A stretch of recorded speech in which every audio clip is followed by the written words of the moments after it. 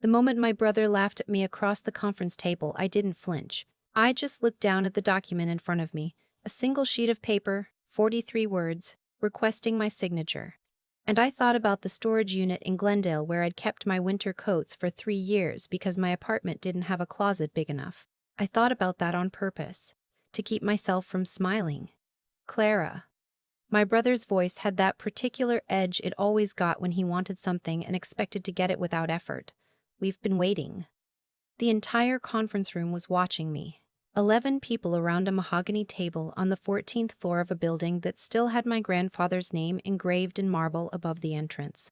My grandfather, who built Harmon Associates from a single-room accounting office in Pasadena into one of the largest mid-size financial advisory firms in Southern California. My grandfather, who left the whole thing to his son. My father, who left it to his. My brother, who had been running it into the ground for 6 years and somehow still walked into every room like he'd invented the concept of success.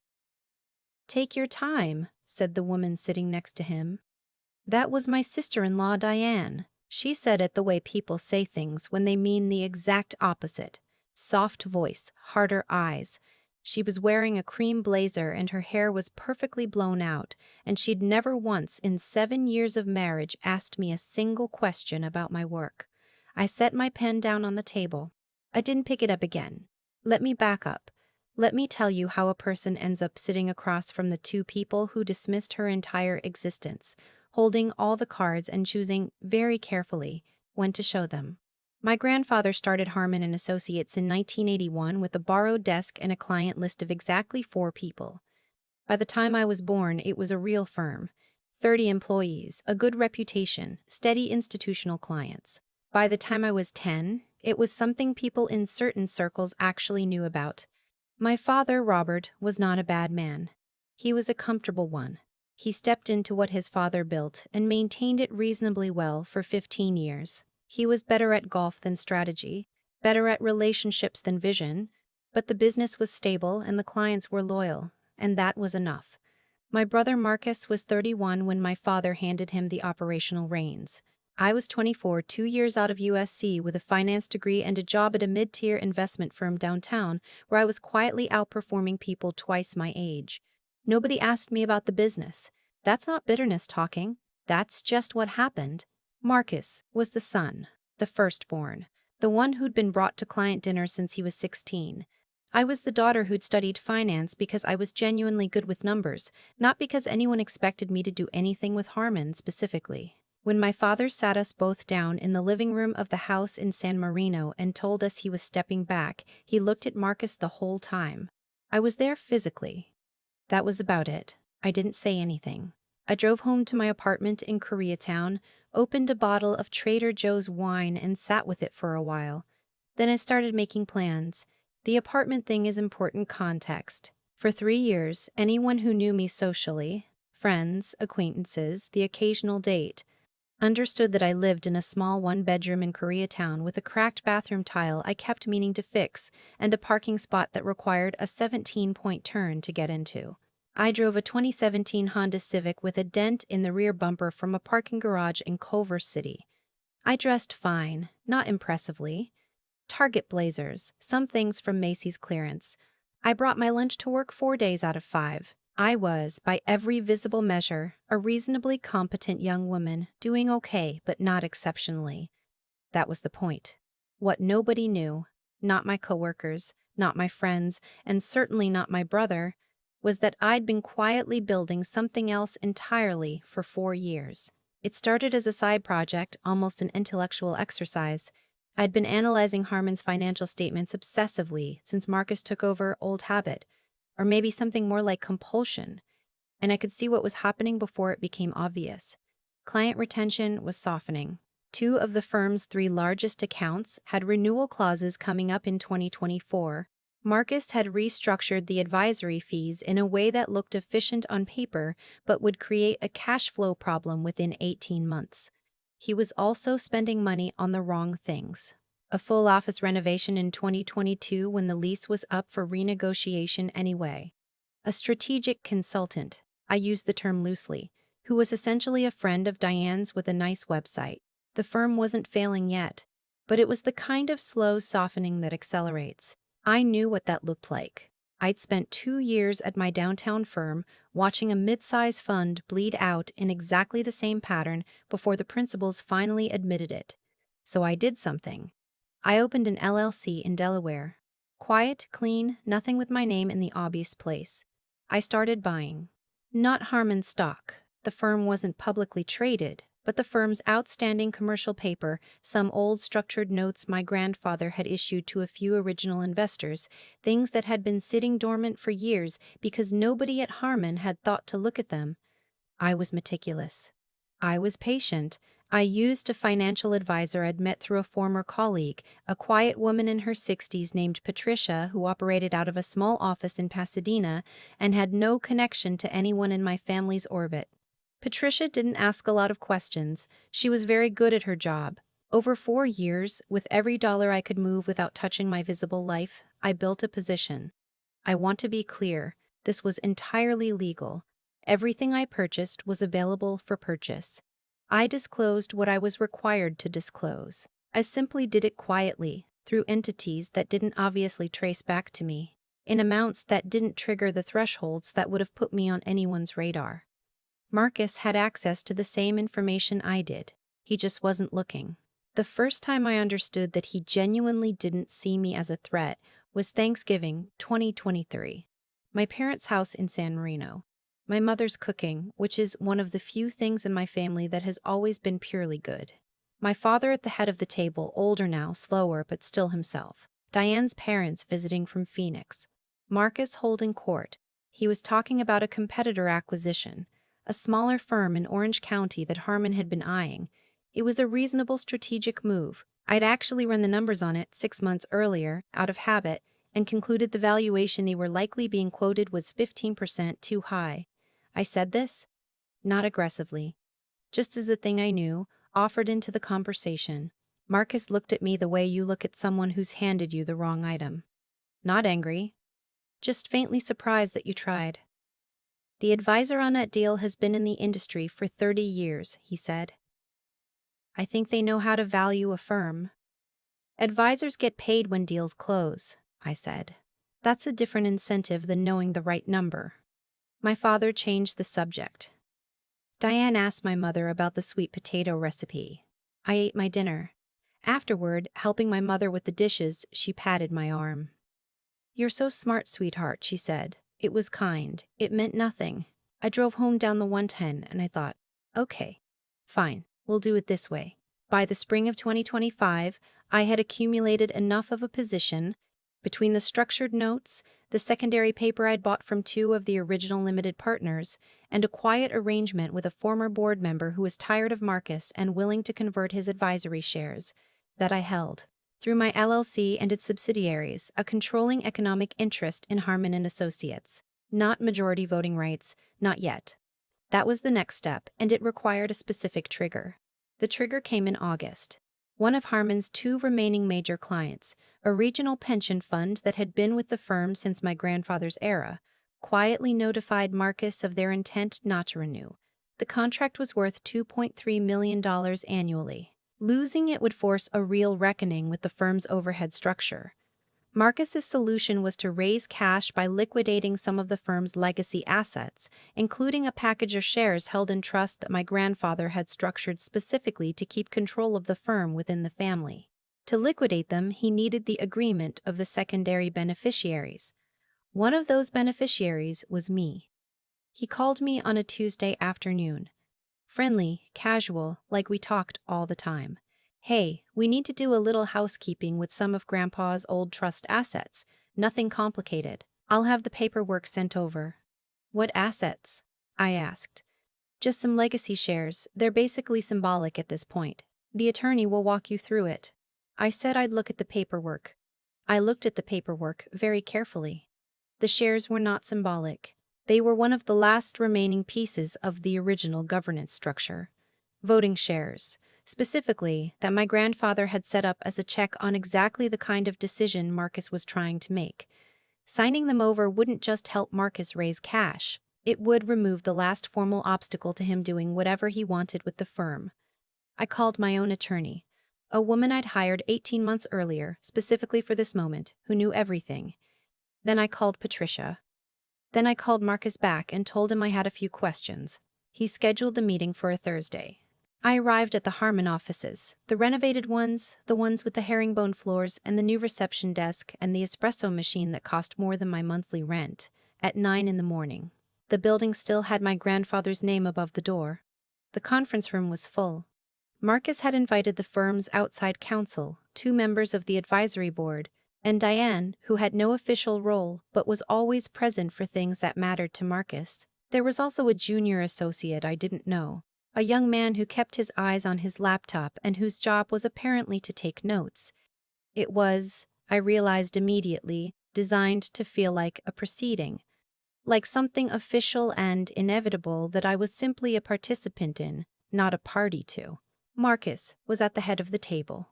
He stood up when I came in, which he didn't usually do. Generous host energy. "Clara, thanks for coming in." Like I'd done him a favor by showing up to a meeting about my own assets. Diane smiled. I sat down. The outside counsel, a man named Jeffrey, who wore a very nice watch and had the particular confidence of someone who'd never once been told no by someone they underestimated, walked me through the document. It was thorough, efficient. The language was constructed to make the shares sound like a formality. Legacy instruments, technical structure, no material impact, standard housekeeping. I let him finish. "I have a few things I'd like to table before we discuss the signature," I said. Marcus shifted. Not much. Just enough. I opened my folder. The first document I placed on the table was an overview of my LLC's holdings, formatted cleanly, titled with the entity name, nothing dramatic. Just numbers. "This is the current position held by Meridian Asset Strategies, LLC," I said, "as of this morning." Jeffrey picked it up. He read the first line. Then he read it again. One of the advisory board members, a man in his 60s named Don, who'd been with the firm since my grandfather's time, leaned forward and looked at the document from across the table. "I'm sorry," he said. "Is that—" He stopped. He looked at me. Then he looked back at the paper. "Is that your company?" "Yes," I said. The room was quiet. Marcus looked at the document in Jeffrey's hands. His expression didn't collapse all at once. It was more like watching ice lose integrity, the slow recognition that the surface isn't solid anymore. "Meridian has held a controlling economic position in Harmon for approximately 8 months, I said. "The governance conversion, converting that economic position to formal voting rights, was contingent on a triggering event in the firm's capital structure. Specifically, an attempt to liquidate the legacy trust shares." I paused, which is what this meeting was convened to accomplish. I placed the second document on the table. "This is the conversion notice. It was filed this morning." Diane said something. I don't remember the exact words. Something sharp and disbelieving. Marcus said my name and then said it again, differently. Don sat back in his chair and looked at me with an expression I hadn't seen from anyone in that family's orbit in a very long time, something close to respect. Jeffrey asked several technical questions. I answered them. My attorney, who I had patched in by phone, her voice coming quietly from my phone face up on the table, confirmed the legal structure when needed. It was all correct. It was all documented. It had all been done right. Marcus, at some point, asked me why. I thought about that Thanksgiving, about the client dinner I'd never been invited to, about the phone call where he described the shares as symbolic, about Diane's eyes when I used to try to contribute something in these rooms. Not hostile, exactly, just blank. The blankness of someone who genuinely cannot conceive that you might know something worth knowing. "Because I'm good at this," I said, and nobody in this room thought so. So I proved it a different way. He didn't have an answer for that. The months after that Thursday were not simple. I want to be honest about that, because the stories that flatten everything into a clean win are the ones that feel false. There were lawyers. There were long phone calls with my father, who was confused and hurt, and kept asking me why I hadn't just talked to Marcus, as if talking to Marcus was a thing that had ever worked. There was a conversation with my mother that I'm still not entirely over, where she said she understood what I'd done, but wished I'd found another way, and I had to sit with the fact that she wasn't wrong and I wasn't wrong, and both of those things could be true at the same time. Diane stopped speaking to me entirely, which was, genuinely, a relief. Marcus and I had one real conversation. Not the conference room, not lawyers present, just the two of us in the parking garage of the San Marino house after a family dinner that nobody had enjoyed. He looked tired. He looked like someone who had been handed something large and managed it carelessly and was now understanding all at once the full weight of what he'd mishandled. "I didn't think you wanted this," he said. "You didn't ask," I said. That's the part I keep coming back to. Not the documents, not the structure, not the 4 years of patience and planning and the storage unit in Glendale and the dented Honda that I drove past his leased Audi every single day. Just that. You didn't ask.